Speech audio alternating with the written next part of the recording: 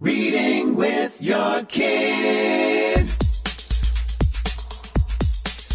Hola, ni hao, konnichiwa, assalamu alaikum, shalom, jumbo, bienvenidos. Hi, my name is Jed Lee, and this is the Reading with Your Kids podcast, coming to you from the beautiful Reading with Your Kids studios in the delightful neighborhood of Reedville in the southwest corner of Boston. We're so happy to be here. Little Augie is sitting next to me here in the studio. He is so excited. Our guest today is the author of Catching Falling Cradles, a gentle approach to classic rhymes. Her name is Dara Lovitz. Hey, for all the authors that are listening out there, I wanted to share with you this great email that we received here at the Reading with Your Kids podcast from Dr. Linda Mubarak. She is a past guest and the author of Maxine's New Job. Here's the email. Dear Fatima and Jed, good news! Maxine's New Job has been nominated to receive the prestigious Henri Award at the 2018 Christian Literacy Awards for Outstanding Literacy Work in the Children's Book Division. I sincerely believe your certifying Maxine as a great read helped bring increased social media attention to the book. Thank you for the exposure and the great marketing. We are so happy for Dr. Linda Mubarak that her book, Reading with Your Kids Certified Great Read, Maxine's New Job, received this prestigious recognition. We would love to help your book receive that same kind of recognition. If you are interested in having your book considered for our Reading with Your Kids Certified Great Read program, please visit our website, readingwithyourkids.com. You can click on the contact button, send us a note, and we'll send all the information back to you, or you can go right to our Certified Great Read page on our website. It's fun, it's easy, and it is really an effective way to let the world know that your book stands out above all the rest. The Reading with Your Kids Certified Great Read program. One more quick note before we invite Dara in. We are looking for a few great schools to host our all new in-school experience that we are calling Reading with Your Kids Live. We are looking to celebrate our shared love of reading and learning with storytelling, magic, and lots of fun. It's a totally interactive show that kids are going to absolutely love. We may even feature some of the students at that school on a future episode of the podcast. You can learn more about it by visiting our website, readingwithyourkids.com/live. Readingwithyourkids.com/live. And if you're not the person who makes the decisions as to what kind of experiences to bring into a school, no need to worry. Your opinion is still very valuable, and you taking the time to check out the program and sharing it with the principal, the guidance counselor, the reading specialist, the librarian at that school, it's very important, and it's very much appreciated. Reading with Your Kids Live. Find out more about it by going to readingwithyourkids.com/live. Joining us right now from the city of brotherly love, Philadelphia in Pennsylvania. She is the author of a really cool book called Catching Falling Cradles, a gentle approach to classic rhymes. Please welcome to the show, Dara Lovitz. Dara, how are you? Good. Thank you. How are you? Pretty good. It's I don't know what the temperature is down in Philadelphia. My wife and I just got back from Los Angeles, where it was like a very wonderful 75, 76 degrees, and we arrived here in Boston to a beautiful 6 degrees. Oh, it's such a shock to your system. Such a shock to the system. You know, speaking of shocks to the system, now I grew up like most kids, familiar with the different classic nursery rhymes and things like that Disney kind of came along and told us in their own way. But then when I got into high school and started delving more deeply into literature and things like that, I read the original nursery rhymes, and they're horrifying. There's death, there's dismemberment, there's catastrophic injuries abound, and this is what we are reading to our babies and our toddlers. We're trying to educate them about the world. They're trying to learn about the world, and this is the picture we paint for them. Yeah, I mean, certainly, you know, they've the nursery rhymes have become sanitized a bit. Now, I never read those original nursery rhymes to my kids until they were older, just as a goof. But yeah, what do you think? I know that that the story was that we told the folks back then told these rhymes to teach kids about some of the dangers that they might encounter. I don't know if they had to get that graphic with it though, but what do you think is a better way to prepare kids for some of the dangers they might face in the world? Yeah, I mean, well, you bring up a good point. There was a good intent originally, and I remember I was taking German in high school, and one of the nursery rhymes we read was called Erbsensuppe. I think it was pea soup, and it was about a boy who refused to eat his pea soup. And it's a picture of him, and every day that he refuses to eat it, he gets gaunter and thinner and thinner. And apparently that's all the parents were serving him was this Erbsensuppe. And he refused to eat it. And then the last page is a picture of his grave with a tombstone and a bowl of pea soup on top of it. And I think the implication being that if you don't eat your food, you're going to die. You'll starve and die. Mm-hmm. Now, we could tell that story of this kid who never ate his pea soup and who died. Or we could talk about how peas are good for you and make your muscles strong and all the good things that happen when you eat, instead of the bad things that happen when you don't eat. So it's about teaching kids with positivity instead of negativity. Mm-hmm. I don't think we need to tell our kids about death and starvation at such an early age when these nursery rhymes are intended to be told to your children. Again, we can teach them the positives of eating instead of the negatives of starvation. Mm-hmm. Now, what was there a specific event that inspired you to write this new collection of rhymes? Yes, absolutely. I have twin daughters who are now 6. When they were babies and they would cry, I would rock them and hold them and sing them songs, and I was singing them songs that I like, but gentle songs, Cat Stevens, Morning Has Broken, and those kinds of songs. And there was one day and it just wasn't working. My songs weren't working. And I thought, you know what, why don't I just do, there's no history that says that Cat Stevens songs work on crying children, but there are decades, centuries of proof that the classic rhymes might work. So I tried Rockabye Baby and I started singing Rockabye Baby. And as the words came out of my mouth, I realized I was describing a baby falling from her cradle from a tree. And I thought, well, that's horrible. And I'm singing it to and by the way, it didn't work. Spoiler alert, that didn't work either. But that made me realize, well, that's awful. And then simultaneously, I had this book that was handed down to me. It was, I think, Mother Goose or Mother Grimm, I forget. But it was like classic nursery rhymes. And again, I read to my kids from the moment they were around. I just always thought that reading to them would develop their minds and develop their language. And even though I knew they didn't understand because they were newborns, I just always read. And it kept me company too, because I was very lonely, especially when I was on maternity leave and home alone with these 2 babies. So this book that I would be reading to them, I saw these rhymes and, it's raining, it's pouring, and the man doesn't wake up the next morning. And I thought, when these babies become toddlers and start to really understand language, they're going to start asking questions and I'm going to have answers. And frankly, I didn't want to have to explain why the man didn't wake up or why the farmer's wife was cutting off the tails of these poor blind mice. How cruel is that? So it became obvious early on that, I wasn't going to read the classics to them, but why not rewrite them and make them a little kinder? And so the catchy rhymes and tunes and the catchy rhythms can still be maintained, but without the cruelty aspect and without the scariness and creepiness. You make an interesting point. I think there's a lot of things that happen those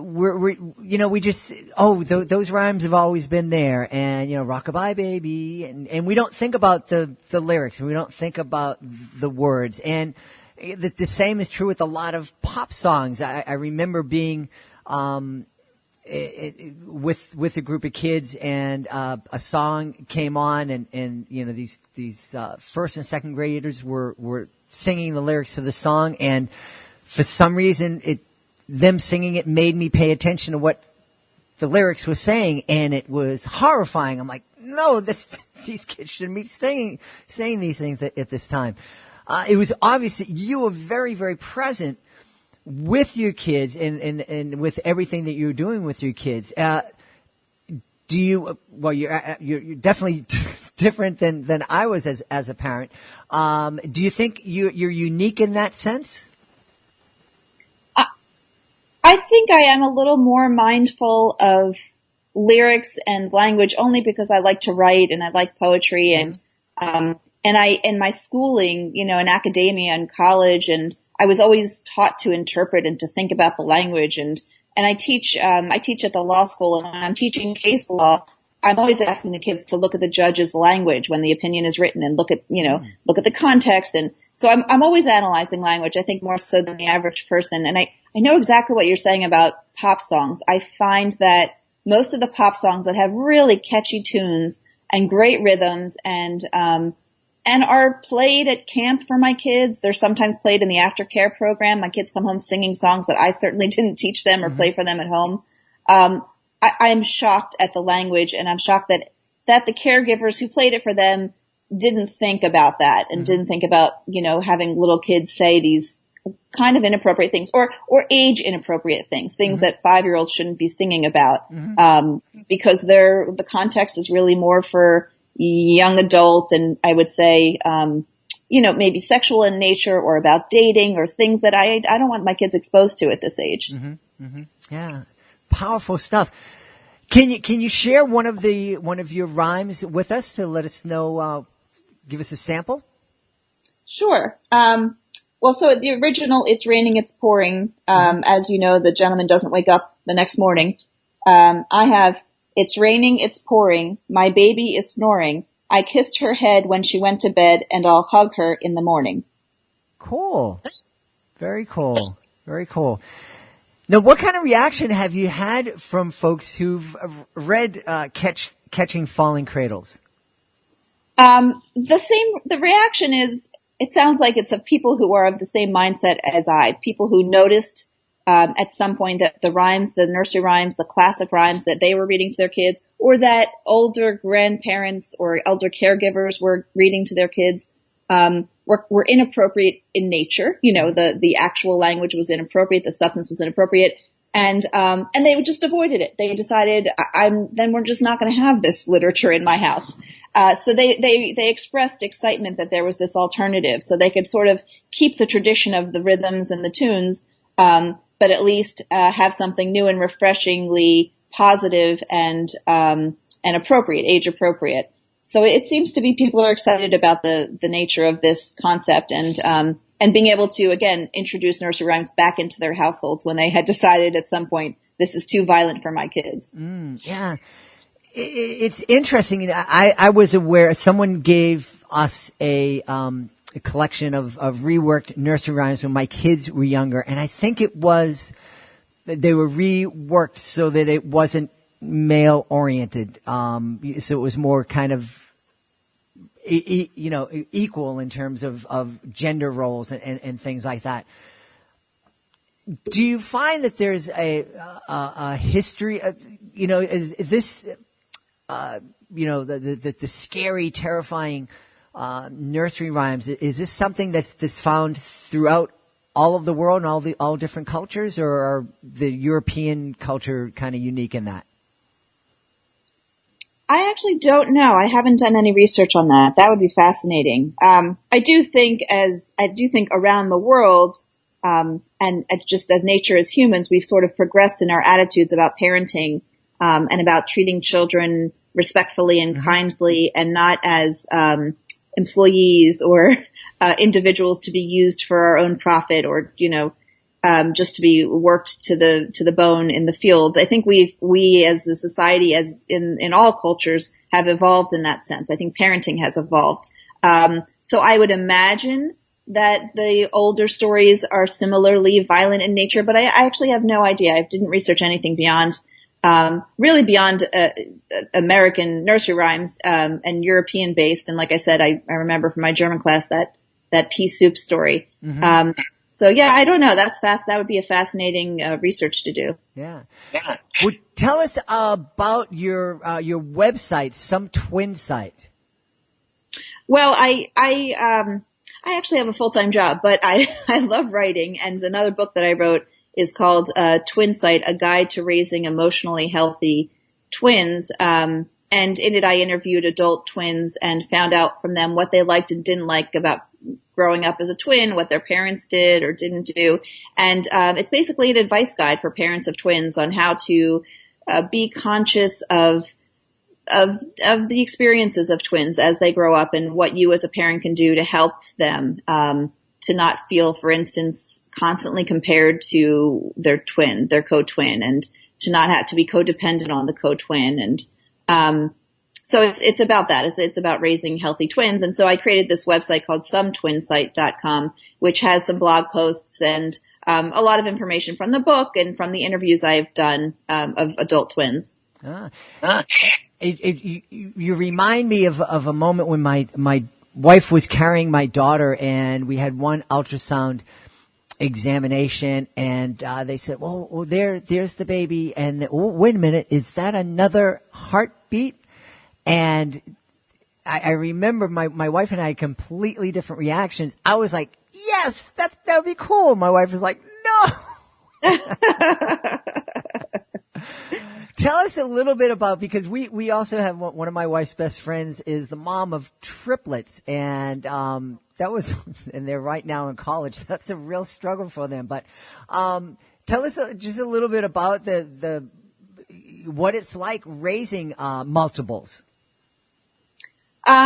What's fascinating for me, just from a science perspective, is everybody talks about nature versus nurture. Mm-hmm. And I noticed that I'm raising two individuals in the same environment, in the same home. They have the same opportunities. They go to the same school. They're not in the same class, but they pretty much do experience life in a similar way as two individuals could. And yet these two little people of mine are so different from one another, and they react differently. And the way I parent them has to be different because they are two unique individuals. And it just fascinates me that you could just raise two, and anybody could say this about their children, but the difference between my children and your children who might be of different ages is that my children literally are experiencing the same thing at the same time in the same day in the same year. So it's a little more of a control study. Mm-hmm. And it's fascinating to me that they could just react so differently to different stimuli, and they really couldn't be more different from one another. So that's fascinating for me to see, just from a curiosity perspective. But it also is very rewarding to have siblings who, when they love each other and they're cute and cuddly together, it's the best feeling in the world as a parent. And the converse is, of course, when they fight. It breaks my heart when they say mean things to the other. But thankfully the cuddling and sweetness outweighs, in volume and number, the instances of discord. Mm-hmm. But yeah, it's very cool and rewarding. And it's challenging financially to have two preschool tuitions to pay at the same time, even though there is a sibling discount sometimes. Mm-hmm. And college is going to be painful financially, but it's easier in the sense that we're not, we don't have one kid in diapers while the other is, we have to drive to soccer practice or something. So it's, I feel like overall the benefits outweigh the negatives. Yeah, it's parenting is a challenge no matter where you are in this on the journey, as they say. Mm-hmm. Yeah, definitely. Yeah, definitely. I think there's a common.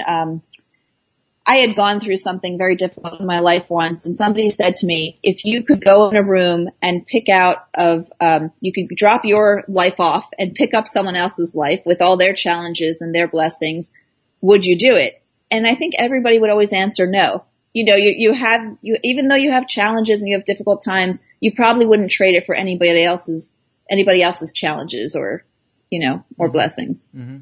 Yeah, I remember having these conversations with both my son and daughter at different times, and they would say, "Oh, do you wish you had kids earlier? Do you wish you had kids later, or whatever?" But my reaction to them was, there was only one moment when you would have been created, and I really love you, so I can't imagine not having you in my life. And so, no, I wouldn't go back and trade that for anything. Oh, that's a wonderful way to express that too. That really makes the child feel special. That's great. Yeah. I'm wondering what kind of reaction do your daughters have to this book now that that hey, we inspired this book. Did they understand that, and what's their reaction to it? They don't. They don't understand it. And on the cover of the book is I was telling you before this call that I don't publish photos of my children. I think it's up to them, when they're older to make that decision as to where their face. And what if they run for president one day and there's a picture of them in the bathtub naked? So I don't publish photos of my children, but on the cover of the book is a picture of twins. I don't know them. They were found on some kind of photo hub, online. So I don't know if they get it, that the book is sort of inspired by them. I'm not sure they understand that yet. They're 6 and, they're more concerned about like what snack they're going to have after dinner. So. Very cool. That image of running for president, and I'm just looking back at all the different presidents, and I'm really glad there are no pictures of them in the bathtub. Yeah. Me too. That would be scary. So tell everybody where they can find out more about Catching Falling Cradles, gentle approach to classic rhymes, and also about Some Twin Site. Well, both books are available on Amazon, and I wanted to mention the book right now, Catching Falling Cradles. It's not a board book, and I would love for it to be a board book, but the publishing hub I used didn't have that as an option. So I just wanted to throw it out there. If there are any listeners who are interested in publishing the book in board format, I would love to talk to you. I am on Facebook. My name is Dara Lovitz, and I'm easily found on Facebook. I have the website, sometwinsite.com, and that's it. But yeah, both books are available on Amazon. Awesome. Well, we've had a great time speaking today to the author of Catching Falling Cradles, A Gentle Approach to Classic Rhymes. Dara Lovitz is her name. Dara, thanks so much for being part of the show. Thank you so much. I loved being here. Take care. Please be sure to join us for the next edition of the Reading with Your Kids podcast. Our guest will be Silly Yaya. Yeah, that's Silly Grandmother. We had a lot of fun speaking with Silly Yaya. You are going to love it too. Hey, if you're the author of a great children's book, we'd love to have you here as a guest on the show. Being a guest, it's fun, it's easy, and it is absolutely free. Gives you a chance to tell thousands and thousands of people about your great children's book. You can learn more by going to our website, readingwithyourkids.com. Click on the contact button. Let us know about your great book. We'll let you know the next easy steps. Hey, my buddy Chris Hardy's going to be here in a minute to sing to you a little bit about my great picture book, The Great Maritini. We hope you stick around for that. In the meantime, we want to thank Dara Lovitz for being here. And, of course, we want to thank you. Thank you so much for taking the time to join us. And, as always, thank you so much for taking the time to make the world a better place by reading with your kids. I'll be looking for you in the next edition of the Reading with Your Kids podcast. This episode of the Reading with Your Kids podcast is brought to you by Jedley's award-winning children's book, The Great Maritini. A very long time ago, there was a boy named Sam who liked to do his magic tricks, and he was quite the ham. He was called the Great Maritini, the best magician of his age, but his greatest feat took place far away from any stage.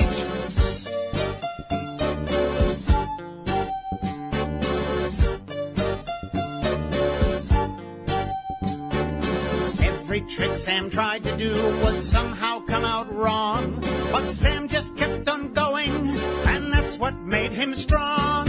He was called the Great Maritini, the best magician of his age, but his greatest feat took place far away from any stage.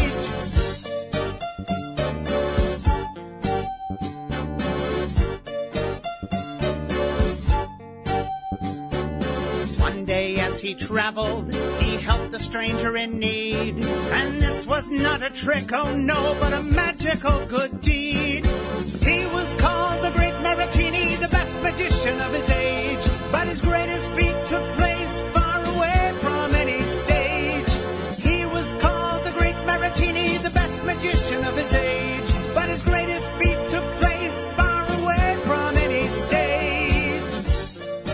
To get your autographed copy of the giant bilingual edition of The Great Maratini, please visit greatmaratini.com.